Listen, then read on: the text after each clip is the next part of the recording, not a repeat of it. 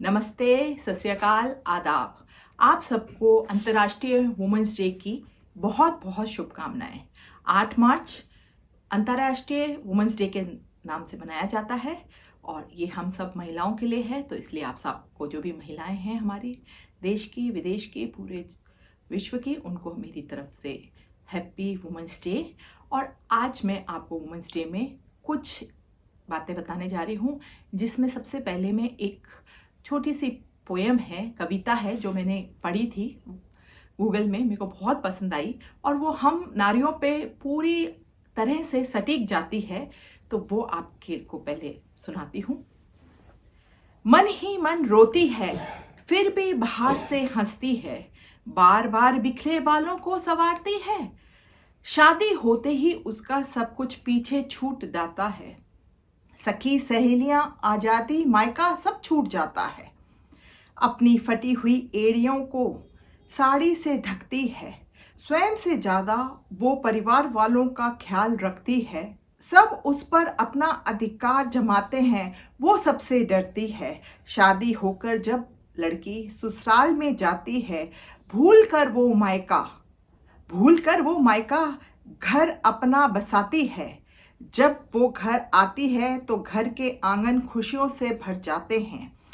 सारे परिवार को खाना खिलाकर फिर खुद खाती है। जो नारी घर संभाले तो सबकी जिंदगी संभल जाती है। बिटिया की शादी के बाद कितनी बदल जाती है। आखिर नारी क्यों डर डर के बोलती है गुलामी की आवाज में?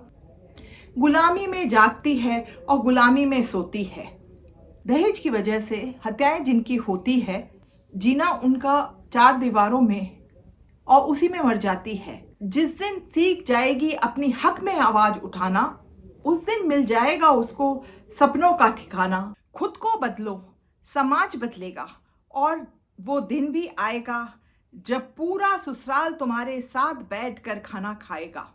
लेकिन आजादी का मतलब तुम भूल मत जाना, आजादी समानता है, ना शासन चलाना।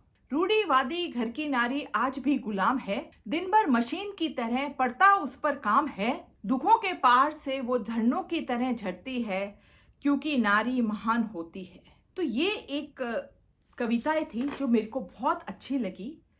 तो मैं कहना चाहूँगी अपनी सहेलियों से, जो भी आज वुमेंस डे के उसमें जितने भी हमारी महिला साथी हैं, कि आप आवाज़ उठाओ अपने हक की तरफ, पर अपने कर्तव्यों, अपने संस्कारों को मत भूलो। आपके साथ अगर कोई ज्यादती हो रही है, कोई गलत काम बात हो रही है, तो उसके खिलाफ आवाज़ उठाओ, पर उसका गलत इस्तेमाल ना करो। हम लोग 21वीं सदी में पहुंच चुके हैं। आजकल की जो लड़कियां हैं वो बहुत ज़्यादा अच्छी तरह से रह रही हैं। उन्हें आजकल के माँ बापों ने बहुत अच्छे संस्कार और अच्छी तरह से आज़ादी दी है, अच्छी तरह से पढ़ाई करवाई है और नौकरियों पे भी जा रही है।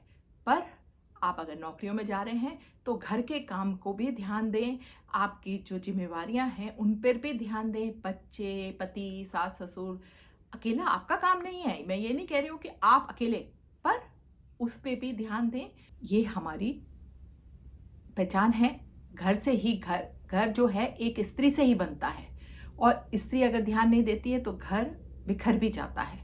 क्योंकि हम लोगों में इतनी सहनशीलता है, हम लोग मतलब हम महिलाओं में इतनी सहनशीलता है, हम हर बात को सहन करती हैं और सहन करके कोई हम उन चीज़ों को ढक भी देती हैं और संभाल भी लेती हैं। तो मेरा आज सबसे यही अनुरोध है कि आप लोग भी अगर गलत हो रहा है तो आवाज़ उठाओ, पर उसको एक शासन मत चलाओ। अपने भी कर्तव्य जो हैं आपके बच्चों, आपके घर के प्रति, वो जरूर करें। इसके साथ मैं आज एक चीज़ और बोलना चाहती हूँ कि जैसे मैं अधेड़ उम्र की महिला हूँ, मैं 60 साल की हूँ। कई बार क्या होता है, जब आप 60 साल में पहुँचते हो तो आपका मन नहीं होता है तैयार होने का। आप सोचते हो क्या करेंगे तैयार होके, बाहर क्या जाएंगे। नहीं, आप जैसे ही 60 साल के होते हो, आप वापस अच्छी तरह से तैयार हो, अच्छी तरह से घूमो फिरो, अपनी एक नई लाइफ जियो। जितना आप खुद को तैयार रखो करोगे, तैयार से ढंग से सजोगे, संवरोगे, बाहर घूमोगे फिरोगे, तो आपका मन जवान रहेगा, आपका शरीर जो है वो स्वस्थ रहेगा। तो ये बात क्यों, घर की चिंताएं बहुत हो चुकी। 60 साल बाद आप अपने मन की चीज़ें करें, घर बाहर सब हो गया है, बच्चे बहुएं सब आ चुकी होती हैं, उन पे छोड़ दें। क्या हो रहा है क्या नहीं हो रहा है वो मत ध्यान दें, आप अपने ऊपर ध्यान दें, अपना लाइफस्टाइल जिएं। जो चीज़ आपने अपने जवानी में नहीं की है, अपने बच्चों को पालने में नहीं की है और आप चीज़ें करना चाहती थी, उन सबको करें। जैसे कई लोग पेंटिंग करना चाहते थे, कहीं गाना सीखना चाहते थे, कहीं डांस, तो वो अब करें ना। आप अपनी इच्छाएं दबाई हुई थी वो सब अब पूरा करें, ये मेरी आप लोगों से गुजारिश है। और मैं भी कर रही हूँ, मैंने भी यूट्यूब चैनल अब 60 साल की उम्र में आके खोला है और अच्छे से चल रहा है। मेरे को इसमें कोई फ़ायदा नहीं है, पर मेरे को मज़ा आता है, मैं अपना टाइम पास करती हूँ अच्छी तरह से। इसके साथ ही मैं एक यूट्यूबर जिसका नाम सायरा सत्तानी है, वैसे तो यूट्यूब में बहुत फेमस है, 6 लाख से भी ज़्यादा उसके सब्सक्राइबर हैं और वो आए दिन किसी ना वाद विवाद में घिरी रहती हैं, कभी किसी, मेरे को उससे कोई लेना नहीं देना है कि उनके क्या है। पर उस लेडी का मेरे को जो सबसे अच्छी बात लगी कि उसके बड़े बड़े जवान लड़के हैं, पर उसको आप देखें, मैं यहाँ आपको मेरे बैकग्राउंड में आपको दिखाऊंगी, थोड़ी क्लिप्स भी दिखाऊंगी।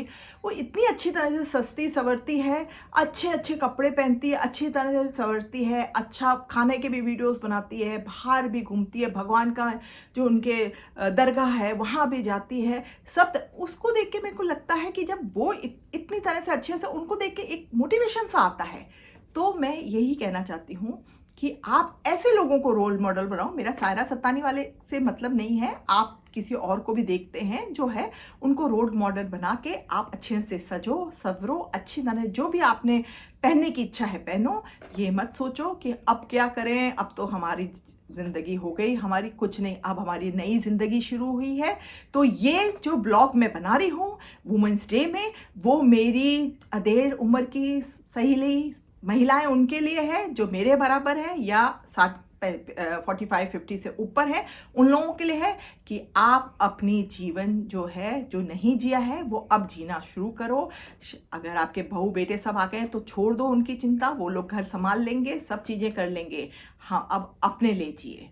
तो चलिए, मैं मिलती हूँ आपसे अपने नेक्स्ट ब्लॉग में। तब तक के लिए राम राम, शब्बा खैर। मेरा वीडियो देखते रहिए और लाइक करें, सब्सक्राइब करें और अपने फैमिली एंड फ्रेंड्स के साथ ज़रूर शेयर करें। नमस्ते।